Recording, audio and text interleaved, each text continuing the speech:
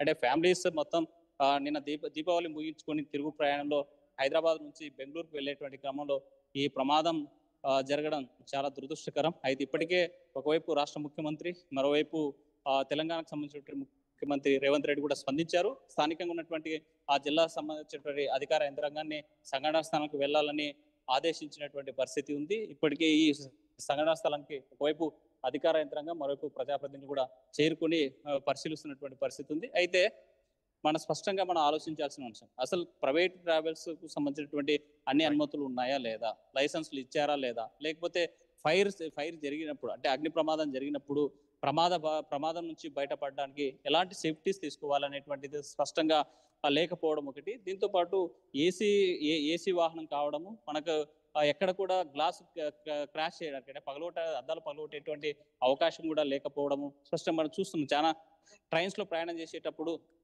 తప్పనిసరిగా అంటే emergency window పగలగొట్టాలంటే పక్కనే పగలగొట్టడానికి చిన్న సుత్తి లాంటిది ఏర్పాటు చేసింటారు. కానీ ఇలాంటి వాహనంలో ఏమీ లేకపోవడం, ఒక్కసారిగా బలంగా ఉన్నటువంటి అద్దం పగలగొట్టడం సాధ్యం కాదు. కాబట్టి ఈ ప్రమాదం ఇంత తీవ్రతకు కారణంగా చెప్పుకునేటువంటి పరిస్థితి అయితే కనిపిస్తుంది. ఇప్పటికే ప్రమాద స్థలానికి సుదూర ప్రాంతాల నుంచి అంటే హైదరాబాద్ లో ఉన్నటువంటి వాళ్ళ సంఖ్య ఎక్కువగా ఉండడంతో హైదరాబాద్ నుంచి ఫ్యామిలీస్ అక్కడ కుటుంబ సభ్యులు తరలి వస్తున్నటువంటి ప్రత్యక్ష సాక్షులు చెప్తున్నటువంటి పరిస్థితి అయితే ఒకటే చెప్తా ఉన్నారు.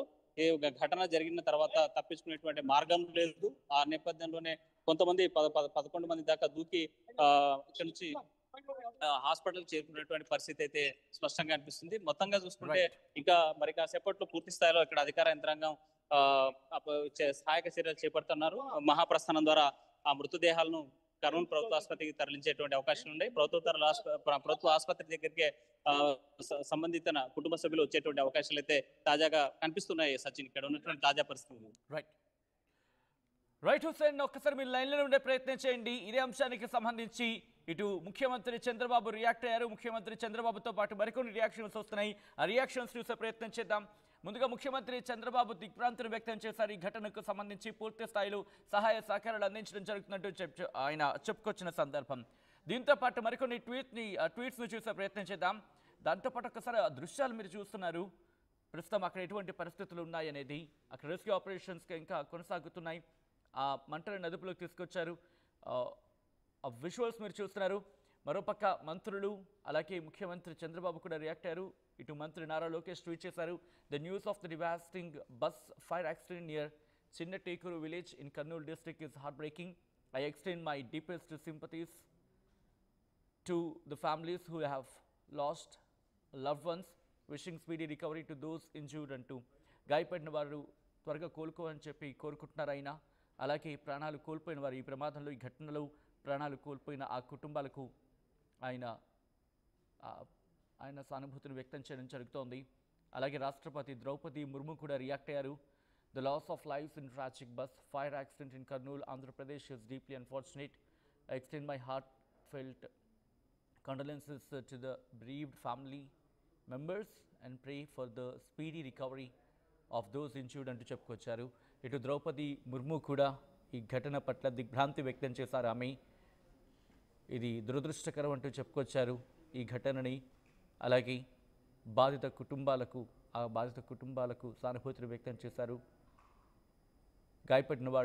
గాయపడిన వాళ్ళు త్వరగా కోలుకోవాలంటూ ఆమె ఆకాంక్షిస్తున్నారు.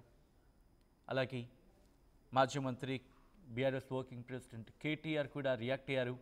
హైదరాబాద్ నుంచి బెంగళూరు వెళ్తున్న ప్రైవేట్ ట్రావెల్స్ బస్సు ప్రమాదానికి గురై 20 మందికి పైగా దుర్మరణం చెందడం తీవ్ర దిగ్భ్రాంతి గురిచేస్తుంది. మృతుల ఆత్మకు శాంతి కలగాలని ప్రార్థిస్తున్నట్టు చెప్పుకొచ్చారు ఆయన. వారి కుటుంబ సభ్యులకు ప్రగాఢ సానుభూతిని తెలియజేస్తున్నట్టు చెప్పుకొచ్చారు. ఇటు తెలంగాణ మాజీ మంత్రి బీఆర్ఎస్ వర్కింగ్ ప్రెసిడెంట్ కేటీఆర్ పలువురు సంతాపాన్ని వ్యక్తం చేయడం జరుగుతోంది. దిగ్భ్రాంతిని వ్యక్తం చేస్తున్నారు. గాఢ నిద్ర, రాత్రి కరెక్ట్గా 3 గంటల ప్రాంతం. ఎవరు ఊహిస్తారు మృత్యు ఒక బైక్ రూపంలో వాళ్ళ ముందు వస్తుందని చెప్పి? ఒక్కసారిగా ఆ బైక్ తగలడం, యాక్సిడెంట్ కావడంతో మంటలు అంటుకున్నాయి. ఈ ఘటన పట్ల ఆంధ్రప్రదేశ్ మాజీ ముఖ్యమంత్రి వైఎస్ జగన్ కూడా రియాక్ట్ అయ్యారు. The news of tragic bus fire accident near Chinna Tekur village in Kurnool district is deeply distressing అంటూ చెప్పుకొచ్చారు ఆయన. I extend my heartfelt condolences to the families who have lost their loved ones. I urge the government to ensure all necessary assistance and medical support to the injured and those affected by this unfortunate incident అంటూ చెప్పుకొచ్చారు. ఈ ఘటన పట్ల తీవ్ర దిగ్భ్రాంతిని వ్యక్తం చేశారు ఆయన. అలాగే ఈ ఘటనలో గాయపడిన కుటుంబాలకు సంబంధించి గాయపడిన వారికి సంబంధించి వాళ్ళు కోలుకోవాలని చెప్పి ఆయన ఆకాంక్షించారు. అలాగే బండి సంజయ్ కేంద్ర హోంశాఖ సహాయ మంత్రి బండి సంజయ్ కూడా రియాక్ట్ అయ్యారు. Deeply pained by the horrific bus fire on the Hyderabad Bengaluru route near Kurnool. The thought over 20 innocent passengers losing their lives in such a horrific way is heartbreaking. My prayers are with the victims' families and those battling injuries. No words can ease their pain, but every possible support must reach them without delay అంటూ చెప్పుకొచ్చారు ఆయన. మరి ముఖ్యంగా తీవ్ర దిగ్భ్రాంతిని వ్యక్తం చేసింది హైదరాబాద్ బెంగళూరు ఆ route, మరి ముఖ్యంగా కర్నూలు దగ్గర జరిగిన ఈ ప్రమాదం తీవ్ర దిగ్భ్రాంతిని వ్యక్తం చేశారు. కేంద్ర హోంశాఖ సహాయ మంత్రి బండి సంజయ్ దిగ్భ్రాంతిని వ్యక్తం చేశారు. పలువురు సంతాపాన్ని వ్యక్తం చేయడం జరుగుతోంది. మా ప్రతినిధి and AP input editor Krishnamohan updates అందించేందుకు సిద్ధంగా ఉన్నారు. ఒకసారి కృష్ణ ముందరకు వెళ్ళే ప్రయత్నం చేస్తున్నాను. కృష్ణమోహన్, ప్రస్తుతం సహాయక చర్యలు ఎంతవరకు వచ్చాయి? అలాగే బాధిత కుటుంబాలకు సంబంధించి పరామర్శించేందుకు ఎవరెవరు చేరుకుంటున్నారు హాస్పిటల్కి? బేసిక్ గా తెల్లారుజామున జరిగిన ఈ సంఘటన అయితే చాలా ఘోర ప్రమాదం జరిగిందని చెప్పుకోవాల్సిన పరిస్థితి అయితే ఉంది.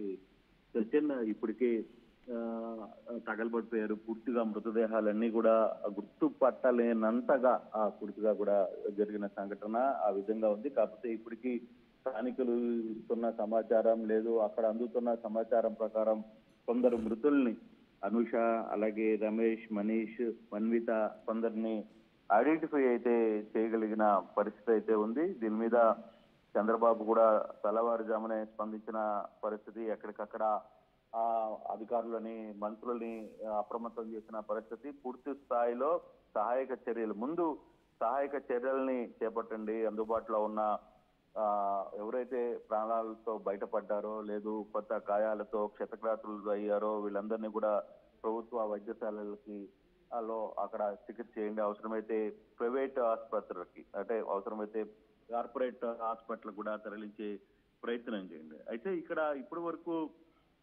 12 మంది దాదాపుగా 19 వరకు బయటికి సురక్షితంగా బయటపడ్డారని ఒక సమాచారం ఉంది. దాంట్లో అయితే చాలా మంది అక్కడి నుంచి వెళ్ళిపోవడం జరిగింది. సచిన్, జరిగిన ప్రమాదంలో నుంచి బయటికి వెళ్ళిపోయిన తర్వాత, అంటే ఎక్కడైతే ఈ కల్లూరు మండలం చిన్న టేకూరు వద్ద జరిగిన ఈ సంఘటన, అందులో తెల్లారుజామున 3:30 ప్రాంతంలో జరగడం, అప్పుడు కూడా సురక్షితంగా బయటపడ్డ వాళ్ళ ప్రత్యక్ష సాక్షుల కథనం ప్రకారం మనం కానీ చూసుకుంటే జరిగిన సంఘటనలో అప్పటికి వాళ్ళు కొంత మేల్కొని ఉండడం వల్ల, అప్రమత్తంగా ఉండడం వల్ల చాలా వరకు కూడా గ్లాసులు పగలగొట్టి, ఎమర్జెన్సీ డోర్లు 2 వైపులా పగలగొట్టి కొంతమంది దూకి బయటకు వచ్చారు. తమ ప్రాణాలను అయితే కాపాడుకోగలిగిన పరిస్థితి. అయితే చనిపోయిన వాళ్ళలో అందరూ పూర్తిగా నిద్రపోవడం వల్ల, తెల్లవారుజామున సంఘటన మంచి నిద్రలో ఉండడం, హైదరాబాద్ నుంచి బయలుదేరిన బస్సు దాదాపుగా చాలా ప్రాంతాల్లో ఆగుతూ రావడం, తర్వాత హైదరాబాద్కి దాదాపుగా దాటేసరికి 12:30కి 1 గంట ప్రాంతంలో హైదరాబాద్ దాటి తెల్లవారుజామున 3 గంటలకి పైన పూర్తిగా అయితే ఆ ప్రాంతంలో ఆ టైంలో స్కూటర్లో ఎవరు ప్రయాణిస్తున్నాడు అనే వ్యవహారాన్ని ఇంకా పోలీసులు పూర్తిగా సమాచారం ఇవ్వలేదు. పోలీసులు అందుతున్న సమాచారం కావచ్చు, లేకపోతే మనకు అందుతున్న ప్రకారం కూడా కొంత ఐడెంటిఫికేషన్ లో కొంత ఇబ్బందులు ఉన్నాయి. ఎందుకంటే గతంలో మహబూబ్ నగర్ ప్రాంతంలో కూడా ఇటువంటి సంఘటన, జేసీ దివాకర్ రెడ్డి ట్రావెల్స్ కి సంబంధించిన సంఘటనలో కూడా ఇటువంటి పరిస్థితులే ఉన్నాయి. బాడీ ఐడెంటిఫికేషన్ ని ఏ విధంగా చేయాలి అంటే, సీట్ నెంబర్ లేదు, బస్సులో సెలక్షన్, అంటే బస్సులో సీట్లు రిజర్వేషన్ ఉన్నప్పుడు జరిగిన సంఘటన కావచ్చు, లేకపోతే దాన్ని పారామీటర్ గా తీసుకుంటారా, లేకపోతే బంధువులు చాలా వరకు, అంటే కర్నూలు హైదరాబాద్ నుంచి చాలా మంది బయలుదేరారు కాబట్టి హైదరాబాద్ నుంచి కర్నూలుకి ఇప్పటికే కొంతమంది చేరుకుంటున్నారు. ఇంకా చేరుకోవాల్సిన పరిస్థితి ఉంది.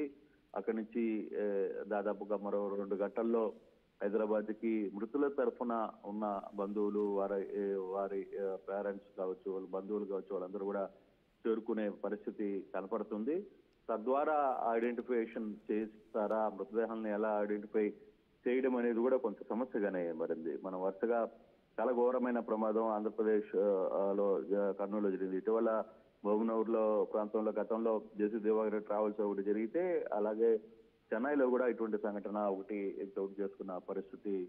దాదాపుగా ఏసీ బస్సులు అంటే అసలు ఇంత ఒక్కసారిగా మంటలు ఒక్కసారి రాజుకుంటే ఎంత వేగంగా మంటలు బస్సులోకి వ్యాపిస్తున్నాయి అనే దానికి కారణం ఫుల్ ఎయిర్ కండిషన్ బస్సులు. అందులో టెక్నికల్ గా కొంత సోఫిస్టికేటెడ్ గా ఉన్న బస్సులు కావడంతో ఇప్పుడు టెక్నాలజీ మారింది.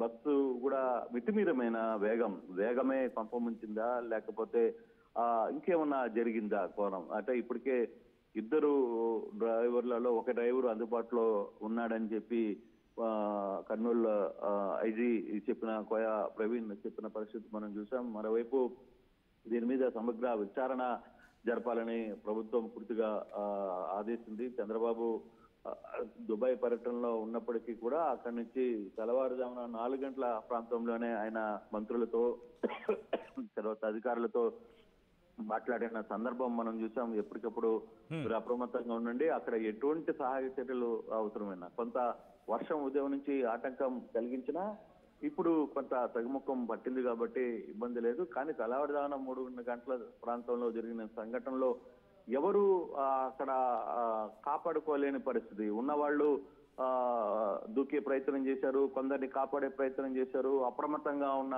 కొంతమందిని ఆ సీట్లలో లేపే ప్రయత్నం చేశారు, కొంతమంది బస్సులో అందరినీ అప్రమత్తం చేశారు. లేండి బస్సు తగలబడుతోంది, దూకగలిగిన వాళ్ళు దూకండి అంటే అక్కడ కొంతమంది తమ తెచ్చుకున్న సామాన్ల కోసం కూడా వాళ్ళు ప్రయత్నాలు చేశారు. ఆ సామాన్లని బయట వేసుకునే ప్రయత్నం లేదు, ఆ సామాన్లని తీసుకుని వెళ్లే ప్రయత్నం అంటే చాలా కొంతమంది విలువైన వస్తువులు ఉంటాయి, లేదు కొంతమంది ఇంటర్వ్యూస్ కోసం వెళ్ళేటప్పుడు వాళ్ళు తెచ్చుకున్న సర్టిఫికేట్స్ కావచ్చు, ఇట్లాంటి కొన్ని సందర్భాలు ఉంటాయి. సో అప్రమత్తంలో కూడా ప్రధానంగా మానవ సహజంగా కొందరు వాటి కోసం ప్రయత్నించడం లేదు.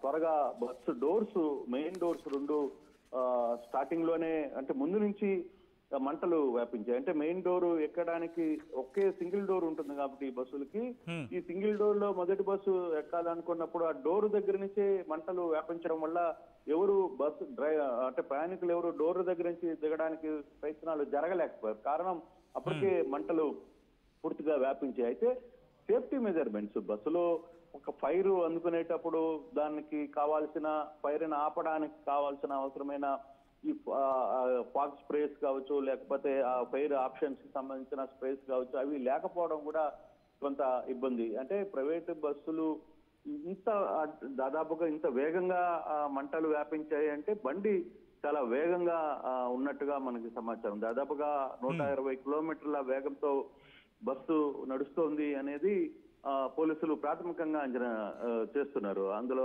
అంటే ఒకటి దాదాపుగా బస్సులో ట్రావెల్ చేసిన దగ్గర లిస్ట్ నేను చూసే ప్రయత్నం చేస్తున్నాను కృష్ణమోహన్. చూసినప్పుడు దాదాపుగా 20 నుంచి 40 ఏళ్ళ లోపల ఉన్నవాళ్లే ఎక్కువ మంది ఉన్నారు. కాబట్టి దాదాపుగా కాస్త యువకులుగా ఉన్నవాళ్ళు కావచ్చు, యువత కావచ్చు, దూకి ప్రాణాలు కాపాడుకోగలిగింది అనుకోవాలి ఇక్కడ. డెఫినెట్ గా వాళ్ళు అంటే బేసిక్ గా చాలా మంది కూడా 1 గంట ప్రాంతంలో కూడా 12:30 తర్వాత 1 గంట ప్రాంతంలో హైదరాబాద్ లో చివరి స్టేషన్ లో బస్సులు ఎక్కారు. అంటే వాళ్ళు ఆ టైంలో నిద్ర రాక కొంత అలర్ట్ గా ఉండడం, బస్సులు అటు ఇటు ఉండడం వల్ల సంఘటన జరగడం, ఫైర్ వెంటనే కావడం. అసలు డ్రైవరు అప్రమత్తం చేయలేదు అనేది ఒక సమాచారం కూడా వస్తుంది. ఫైర్ ఎప్పుడైతే అంటుకునిందో డ్రైవరు ముందు నుంచి దుక్కు వేసి అతనైతే దిగేశాడు, 2వ డ్రైవరు గ్లాసులను పగలగొట్టుకున్నారు. మరి ఎలా జరిగిందో డ్రైవర్ దగ్గర నుంచి ఎటువంటి సమాచారం లేదు అనేది. కనీసం అంటే క్యాబిన్ ముందు ఆర్టీసీ అంటే ఈ ప్రైవేట్ ట్రావెల్స్ లో క్యాబిన్ డిఫరెంట్ గా ఉంటుంది. క్యాబిన్ లోపల మొత్తం ప్రయాణికులంతా ఉంటారు. మధ్యలో క్యాబిన్ ఉంటుంది. ఆ క్యాబిన్ లో ఒక గేట్ ఉంటుంది. తర్వాత ఆ గేట్ తెరుచుకుని మళ్ళీ బయటికి దిగడానికి ఒక గేట్, ఒక తలుపు ఉంటుంది. సో రెండు తలుపులు తీసుకుని ప్రయాణికుడు ఒకవేళ ఎమర్జెన్సీలో బహుశా మీరు అన్నట్టుగా, ఎందుకంటే పైన ఉన్న వాళ్ళకి దిగడానికి కూడా ఒకసారి అవ్వదు, కుదరదు వెంటనే. డెఫినెట్ గా, ఎందుకంటే కింద కొంతమంది పడుకున్నారు, పైన కొంతమంది పడుకొని ఉన్నారు.